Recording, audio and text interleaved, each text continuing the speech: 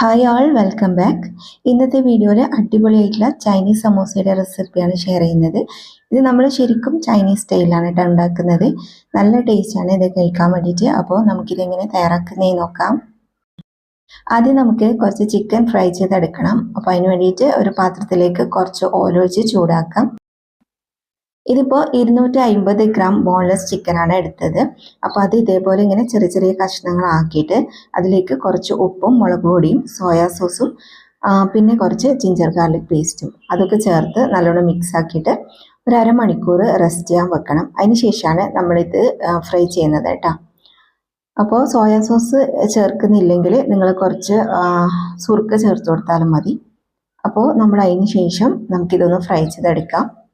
ഇതിപ്പോൾ നമ്മൾ ചെറിയ ചെറിയ കഷ്ണങ്ങളാക്കുന്നതുകൊണ്ട് നമുക്ക് പെട്ടെന്ന് ചിക്കൻ വെന്ത് കിട്ടും. അപ്പോൾ ഫസ്റ്റ് ഇതിലെ വെള്ളം മൊത്തം ഇതേപോലെ ഇറങ്ങി വരും. എന്നിട്ട് ആ വെള്ളത്തിൽ തന്നെയാണ് നമ്മൾ ചിക്കൻ വേവിച്ചിട്ട് ഫ്രൈ ആക്കേണ്ടത്. അപ്പോൾ കുറച്ച് സമയം കഴിയുമ്പോൾ ഇതിൻ്റെ വെള്ളം മൊത്തം വറ്റി വരും.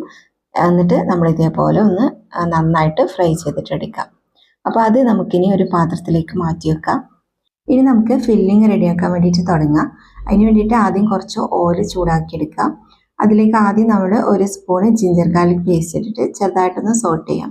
അപ്പോൾ ലോ ഫ്ലെയിമിൽ ഇട്ടിട്ട് ചെറുതായിട്ട് സോട്ട് ചെയ്താൽ മതി കേട്ടോ. കുറേ സമയം ചെയ്ത് കഴിഞ്ഞാൽ ഇതിൻ്റെ ഭയങ്കര ഒരു സ്മെല്ലും കുത്തലും ഒക്കെ വരും. ജസ്റ്റ് ചെറുതായിട്ടൊന്ന് നമ്മൾ സോട്ട് ചെയ്യുക. അതിന് ശേഷം നമ്മളതിലേക്ക് ഒരു കപ്പ് ക്യാബേജ് ചേർത്ത് കൊടുക്കാം. ക്യാബേജ് മാക്സിമം ഇതേപോലെ ചെറിയ ചെറിയ കഷ്ണങ്ങളാക്കാൻ വേണ്ടിയിട്ട് ശ്രദ്ധിക്കണേ. എന്നിട്ട് നമുക്ക് ഒരു വലിയ ക്യാരറ്റ് ഗ്രേറ്റ് ചെയ്തിട്ട് ഇട്ട് കൊടുക്കാം.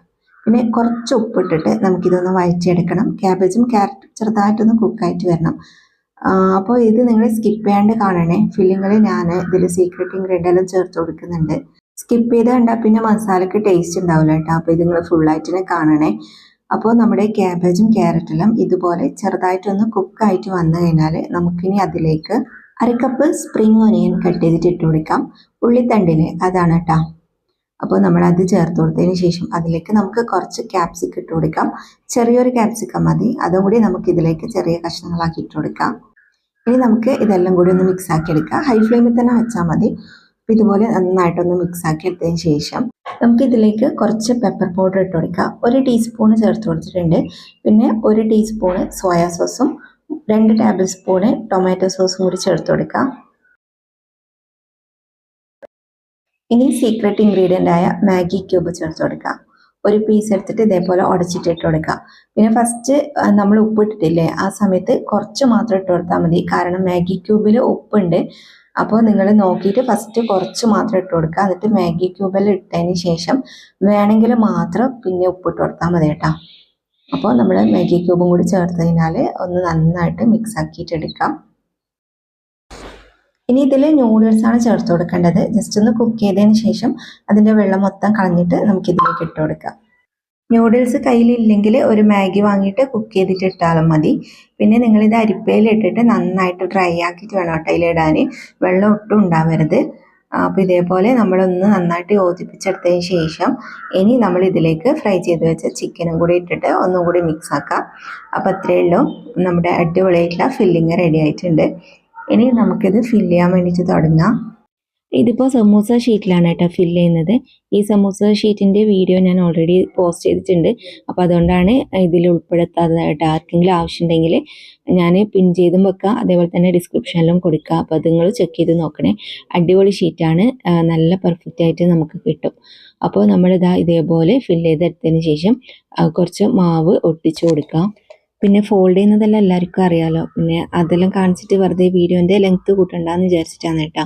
അപ്പോൾ നമ്മൾ ഇതേപോലെ എല്ലാ മാവും ഫില്ല് ചെയ്ത് ഫോൾഡ് ചെയ്ത് വെക്കുക. എന്നിട്ട് കുറച്ച് ഓയിൽ ചൂടാക്കിയതിന് ശേഷം നമുക്ക് സമൂസെല്ലാം ഇതിലേക്ക് ഇട്ട് കൊടുക്കാം. ഇനി സാധാരണ നമ്മൾ സമൂസ ഫ്രൈ ചെയ്യുന്ന പോലെ തന്നെ 2 സൈഡും തിരിച്ചും മറിച്ചൊക്കെ ഇട്ടിട്ട് ഇതേപോലെ ഫ്രൈ ചെയ്തെടുക്കാം. നമ്മളെപ്പോഴും ഒരേപോലെ ഉണ്ടാക്കുന്നതിന് പകരം ഇടയ്ക്ക് ഇതേപോലെ വെറൈറ്റി ആയിട്ടെല്ലാം ചെയ്ത് നോക്കാവുന്നതാണ്. ഈ ഒരു മസാല വെച്ചിട്ട് നമുക്ക് ഒരുപാട് സമൂസ റെഡിയാക്കാൻ പറ്റും. അപ്പോൾ ഇതാ നമ്മുടെ ഒരു സെറ്റ് റെഡി ആയിട്ടുണ്ട്. ഇതേപോലെ തന്നെ നമുക്ക് ബാക്കിയുള്ള എല്ലാ സമൂസയും ഫ്രൈ ചെയ്തെടുക്കാം. പിന്നെ ഇത് സാധാരണ ഷീറ്റിൽ ഉണ്ടാക്കുന്നതിനേക്കാളും നമ്മൾ സമൂസ ഷീറ്റിൽ ഉണ്ടാക്കിയാൽ കുറച്ചും കൂടി നല്ല ടേസ്റ്റാണ്. അപ്പോൾ എല്ലാവരും ട്രൈ ചെയ്ത് നോക്കുക. ഒരു പ്രാവശ്യമെങ്കിലും ഉണ്ടാക്കി നോക്കിയിട്ട് ഫീഡ്ബാക്ക് അറിയിക്കണേ. അപ്പോൾ ഇന്നത്തെ റെസിപ്പി നിങ്ങൾക്ക് എല്ലാവർക്കും ഇഷ്ടപ്പെട്ടു എന്ന് വിചാരിക്കുന്നു. വീഡിയോ ഇഷ്ടപ്പെട്ടാൽ മറക്കാതെ ലൈക്കും ഷെയറും കമൻറ്റും ചെയ്യുക. ആദ്യമായിട്ട് കാണുന്നവരാണെങ്കിൽ സബ്സ്ക്രൈബ് ചെയ്യാനും ഫോളോ ചെയ്യാനും മറക്കരുത്.